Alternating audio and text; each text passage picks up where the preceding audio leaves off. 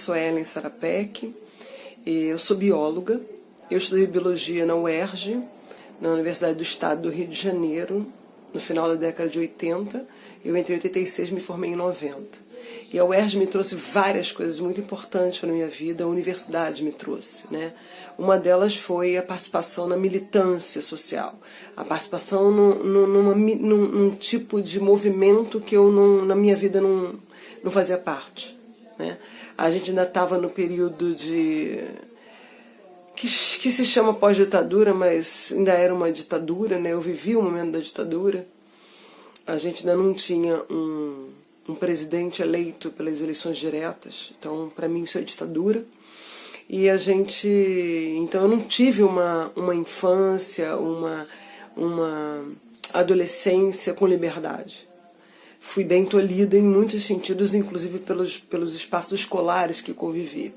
Então, quando eu cheguei na UERJ, a liberdade que a universidade me deu foi muito importante para eu entrar para essa militância. Então, eu entrei para o CA, para o Centro Acadêmico de Biologia, para o DCE, o Departamento Central, né, dos Estudantes, participei de congressos, participei de encontros, organizei, passei a fazer parte de comissões organizadoras dos encontros dos estudantes a nível estadual e a nível nacional. Né? Foi um período bem intenso de atividade política para mim. E foi muito importante, porque eu tinha essa ânsia, mas eu não sabia onde dar vazão, porque o meu ensino médio na época, né, não me dava vazão para isso. Eu não tinha esse acesso a movimento político, a movimento social, nenhum acesso. Então eu estava no movimento estudantil e ao mesmo tempo eu participava, como era bióloga e como sempre me interessou na preservação ambiental, eu também estava sempre junto dos movimentos ambientalistas, né? Eu fazia parte de um grupo chamado SOS Manguezal, que é um grupo que eu ajudei a criar, que não existe mais. E na época existiam vários grupos, e eu participava desse, junto com outras pessoas que se reuniam, que estavam sempre juntas, discutindo os temas importantes para a preservação da natureza. A gente era chamado na época de ecochatos, ou seja, os ecologistas eram os chatos, porque a gente pegava no pé das pessoas, das empresas, né, de toda forma errada que o ser humano faz até hoje de descaso com a natureza e com o meio ambiente. Só que hoje em dia isso é bem mais aceito, as pessoas gostam da linha ambientalista, né? Virou até moda, como se isso devesse ser moda, isso deveria fazer parte da gente, né? Afinal, somos parte do meio ambiente. Mas, bom, naquela época a gente era chamado de chato, porque ninguém fazia isso, só a gente que ficava perturbando. Então eu participava desse grupo e todos os grupos, como eu falei, se juntavam em alguns momentos específicos, geralmente era uma vez ou 2 vezes por mês, nos encontros chamado APDEMA, que era um encontro dessas associações de meio ambiente, né? Encontro estadual dessas associações, dessas organizações. Estava eu numa reunião dessa, junto com outros amigos desse meu grupo e de outros grupos com que eu me encontrava sempre, grupos parceiros, até que chega uma pessoa e fala assim, eu queria fazer dar um informe, já no finalzinho da reunião, a gente quase se levantando da cadeira. E ela pode dar, e ela pegou o informe e disse assim, olha, eu queria perguntar se quem de vocês tem interesse em fazer esse movimento ambientalista que vocês fazem, mas usando arte, né? Em vez de vocês ficarem na rua distribuindo papel, a gente fazia muito isso nessa época. Para que vocês vão ficar na rua distribuindo papel? Para chamar gente para o movimento, para estar junto com vocês? Por que vocês não usam arte? Por que vocês não fazem teatro para chamar as pessoas? Eu lembro que eu e 2 amigas muito próximas de mim, que estavam na reunião comigo, a Luciana e a Clarice Werneck Verberich, 2 grandes amigas minhas até hoje, a gente levantou a mão, eu quero.